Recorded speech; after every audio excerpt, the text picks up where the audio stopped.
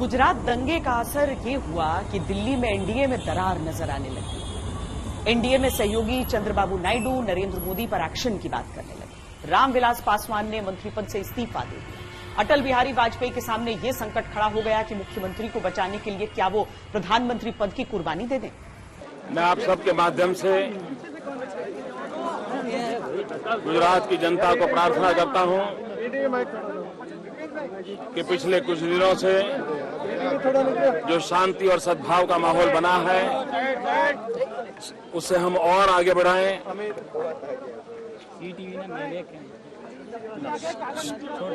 भातृभाव का जो भाव पनपा है उसको एक नई शक्ति प्रदान करें।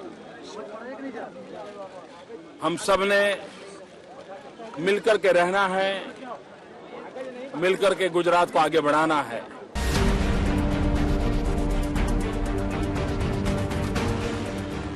2002 में गोवा में बीजेपी का वार्षिक अधिवेशन तय था और ये भी तय हो गया था कि नरेंद्र मोदी से इस्तीफा मांगा जाएगा। नरेंद्र मोदी ने जैसे ही इस्तीफे की बात की, अधिवेशन में माहौल बदल गया। पणजी अधिवेशन के बाद मोदी समझ चुके थे कि संगठन के स्तर पर अब उन्हें कोई चुनौती नहीं देने वाला।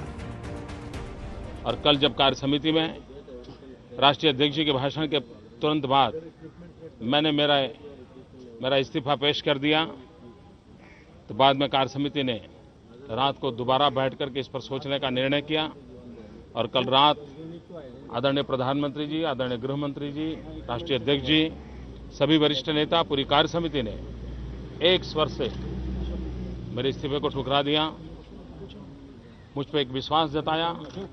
पॉलिटिक्स का एक वर्ग ऐसा चाह रहा था कि जो गोधरा का जो वाक्य है वो लोग भूल जाएं, और गोधरा के बाद में जो मुसलमानों पे जो अत्याचार हुए हैं उसको याद रखें। तो इससे क्या हुआ कि नरेंद्र मोदी की जो इमेज है वो एक विक्टिम के रूप में लोगों के सामने उभर के आई। लोगों को ये लगा कि भाई इस व्यक्ति की कोई गलती नहीं है, तो पूरा देश उनके साथ में हो गया, गुजरात तो उनके साथ में था ही। तो जब उन्होंने कहा कि मैं इस्तीफा देता हूं, तो उसके सामने एक मतलब पूरी बीजेपी पार्टी भी प्रेशर में आ गई थी, जो मूलतः लोगों का प्रेशर था। इसलिए जुलाई 2002 में ही उन्होंने विधानसभा को बर्खास्त करने का फैसला कर लिया। लेकिन चुनाव आयोग ने यह कहकर नरेंद्र मोदी की उम्मीदों को झटका दे दिया कि राज्य के हालात अभी ठीक नहीं है। आखिरकार चुनाव आयोग ने ऐलान किया कि दिसंबर 2002 में गुजरात में चुनाव होंगे। नरेंद्र मोदी जिंदाबाद। सिर्फ 6 महीने में नरेंद्र मोदी ने जो किया था वो ये बताने के लिए गुजरात के 180 में से 150 विधानसभा क्षेत्रों में घूमते रहे। અને મિયા મુશરફમાં તાકાત હોય તો નિર્દોષો પર હુમલા બંધ કરે, હમે સામી છાતી ઉગાડીએ। उधर विरोधी रोज मोदी को हटाने की कस्में खा रहे थे। तीसरा नेत्र हमारा खुलेगा बीजेपी के खिलाफ, और मैं समझता हूं कि समय आ गया है। हिंदू का भी पेट होता है, मुसलमान को भी पेट होता है। लोगों को अपना पेट भरना है, रोजी रोटी कमाना है, खाना है। हिंदू परमानेंट चीज नहीं होती है। ये लोग हिंदू के पक्ष में नहीं है, ये तो चीटर लोग है, चीटर। चुनाव के दौरान पूरे देश की नजर गुजरात पर थी। कौन जीतेगा ये तो बाद की बात थी, लेकिन नरेंद्र मोदी जीतेंगे या नहीं इस बात पर सबकी निगाह थी।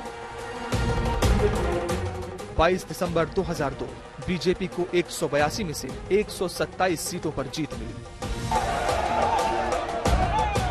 इस सच पर नतीजों का ठप्पा लग चुका था कि नरेंद्र मोदी के नाम के खिलाफ न तो कोई नेता टिक सका, न मोदी के काम के खिलाफ कोई वादा, और न रणनीति के खिलाफ कोई मुद्दा।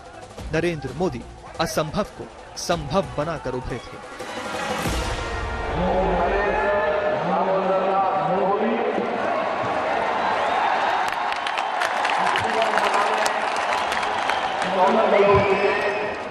मुझे एक पल भी कभी भी आशंका नहीं थी।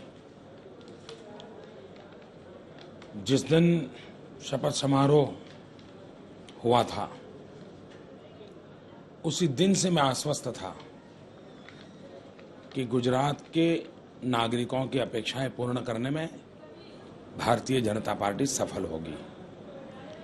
और आज नतीजे दिखा रहे हैं कि आम आदमी की आकांक्षाओं पर भारतीय जनता पार्टी खरी उतरी है।